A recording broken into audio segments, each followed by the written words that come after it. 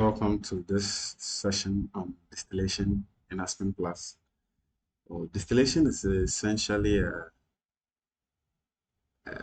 vapor liquid separation technique, usually very useful for separating components with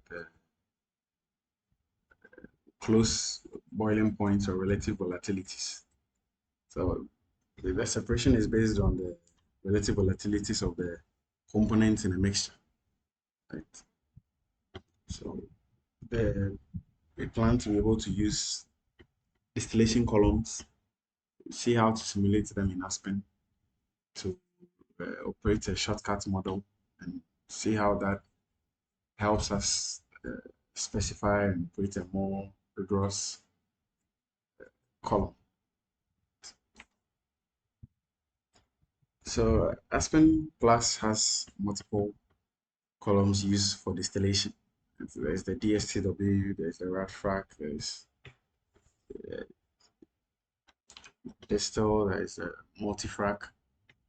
So there are 7 of them that are used for distillation.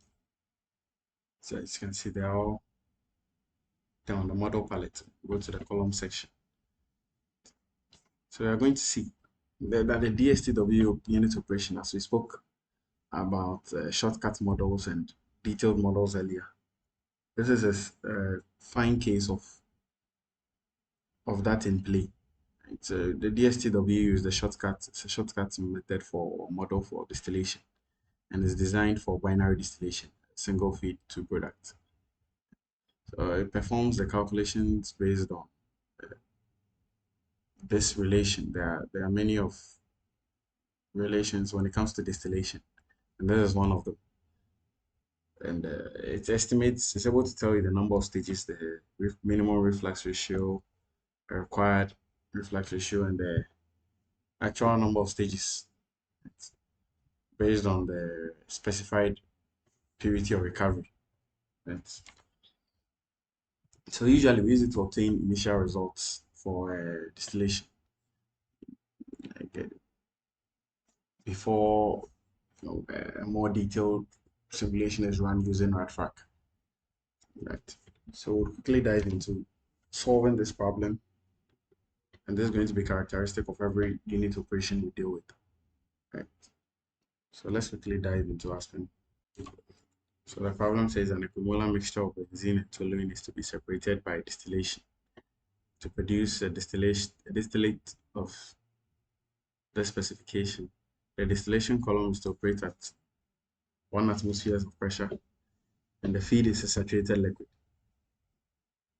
So we are going to attempt using the STW to solve the problem. So specify the components benzene and toluene, and we specify the property method and RTL.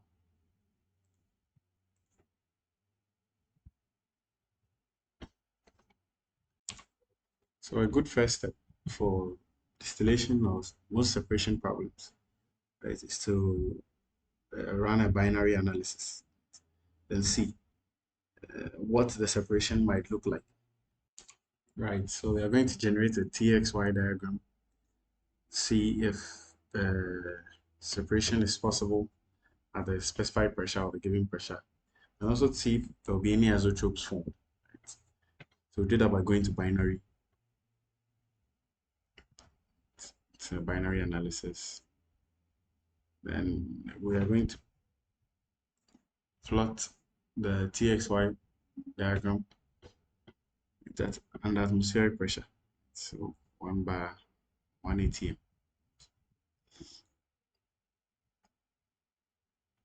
If we run the analysis based on benzene, we're able to see the plot. So it looks fine. There are no isotopes, and clearly the separation is possible. So the next thing is, the problem says the feed to the column was a saturated liquid. So we know the pressure, but we have no idea of the temperature yet. Right? So all we can do is we can quickly go to the results. and see the temperature at which this mixture, an equimolar mixture of benzene and toluene, will be saturated. So we come to the mole fraction of benzene, 50%, and we see that the temperature is about 92 degrees Celsius. Right. So with this information, we have enough information to run or to model our problem. So we go to the simulation environment and add a DSTW.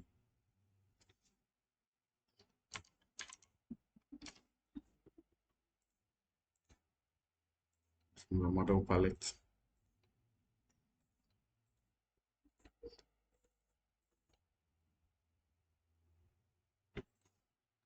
So we had 92 degrees Celsius.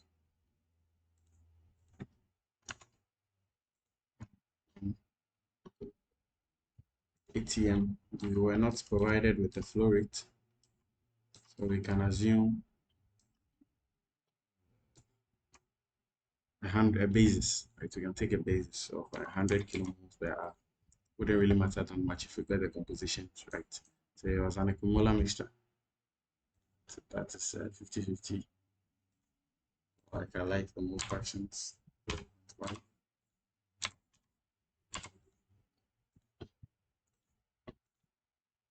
Then move on to the block specification.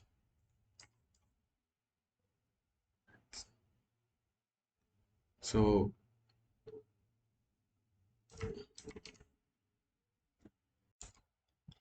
if we open the block specification sheet, we choose to specify the reflux ratio.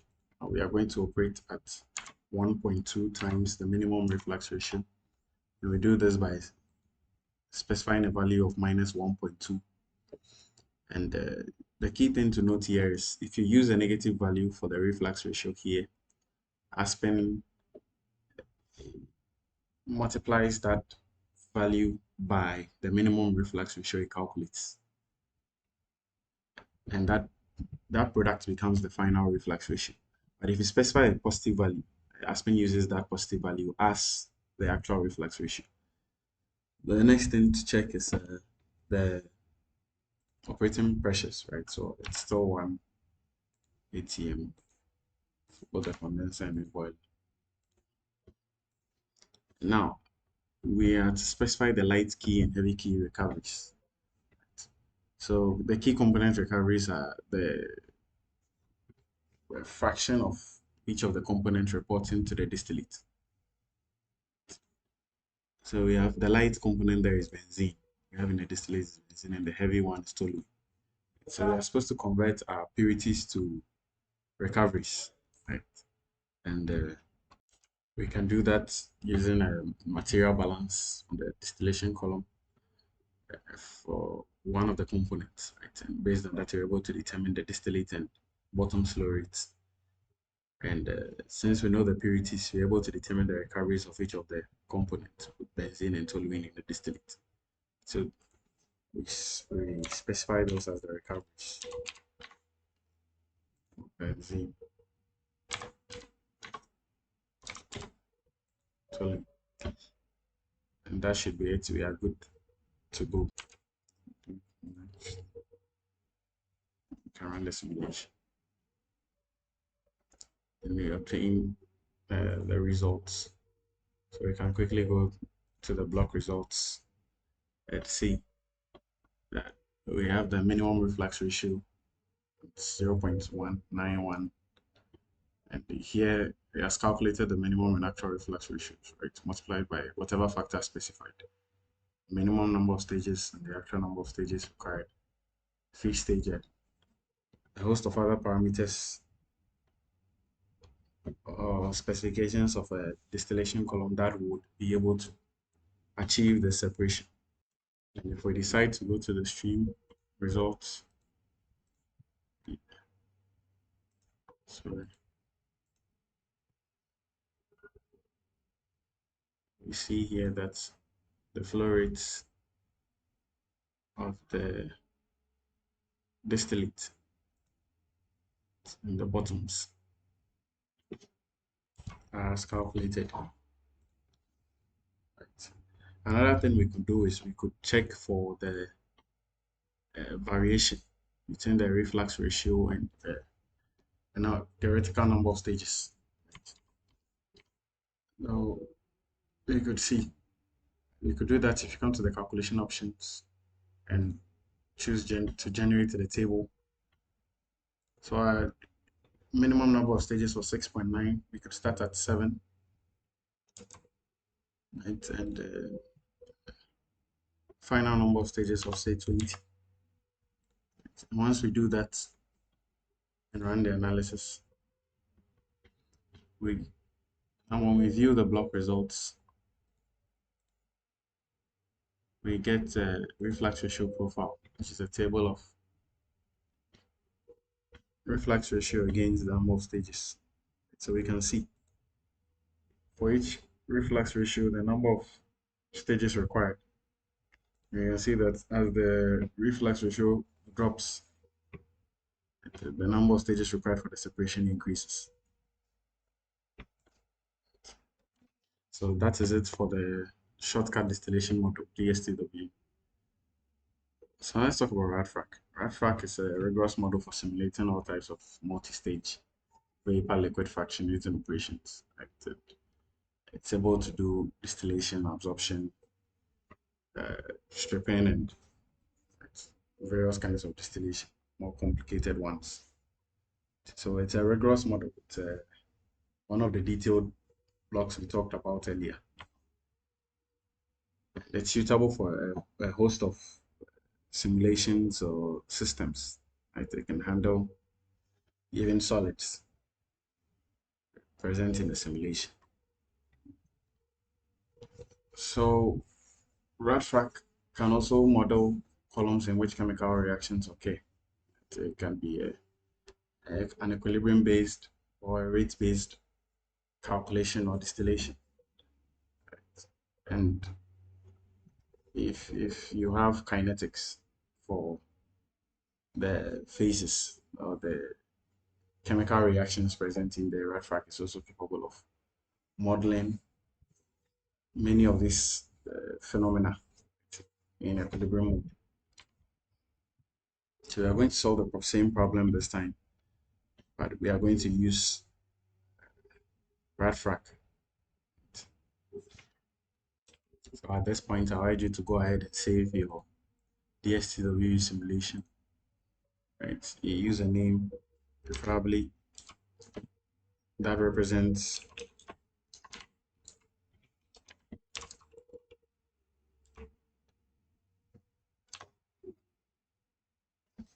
the model. Right. Go ahead and create another simulation. You can delete this and replace it with RADFRAC if you remember the results or you have the results stored. Alternatively, you can just create another blank simulation from scratch and use RADFRAC instead of DSTW. And I'm going to just save as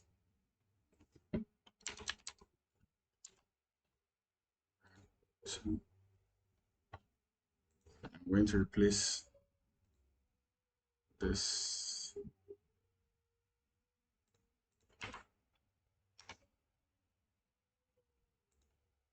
RADFRAC.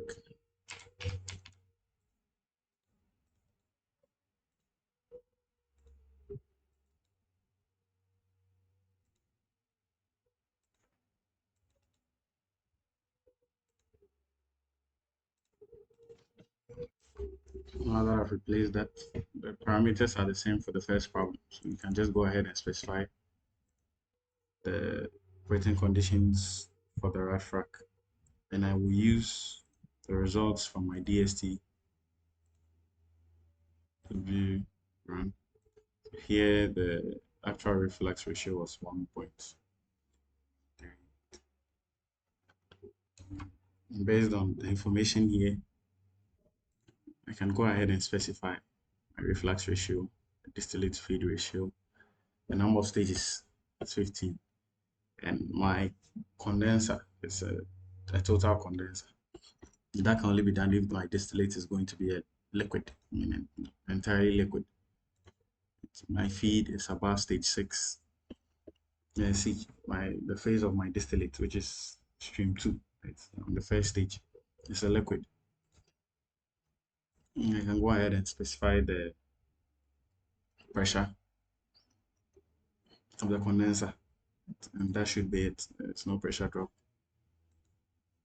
Oh, the condenser, it's very important because if you have a case where you expect some vapor outlet, then you cannot specify a total condenser. It has to be a partial vapor or partial vapor liquid distillate, depending on what you have in there. And then you might take another stream from the top here. So this was an optional stream shown indicated by its color. It was blue. The the the requisite or required streams usually appear as red. So if I have a vapor distillate, then I can take another stream here where I expect my vapor components to flow through. This should be enough to run our simulation. Should have the results available. So again, I can go to the block results and see what some of the parameters are. I can also look at the streams and quickly get an idea. So again, I'm able to achieve the required separation under the conditions specified. I can also come to the left here for the, I can go to the profiles. And here I get the temperature profiles, pressure profiles, the duties, right? I can get graphical forms of the same things, right? Just come up here, click on this, click get a temperature profile for the column, right? And I could go back, right, and get a composition profile.